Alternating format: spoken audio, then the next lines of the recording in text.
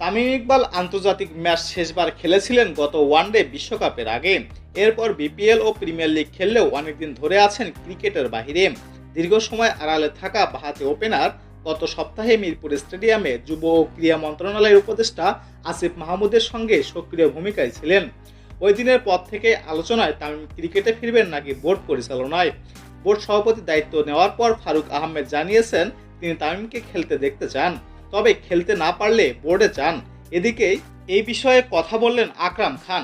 ফারুক সংবাদ সম্মেলনে তামিমের সঙ্গে দুটো পথেই খোলা রেখেছিলেন। একই প্রশ্ন আকরাম খানকেও করা হয়েছিল। তিনি বলেছেন এখনও সে তো খেলছে, এখন তো আমি চাই সে প্লেয়ার হিসেবেই খেলুক, কিন্তু ওর ব্যাপারে তো আমি কিছুই বলতে পারছি না। এটা অবশ্যই ওর ডিসিশন। ও খেলবে না বোর্ডে আসবে সেটা একান্তই ওর ব্যক্তিগত ব্যাপার। আর যদি সে খেলতে না পারে বোর্ডে আসে তাহলে আমি অনেক খুশি হব।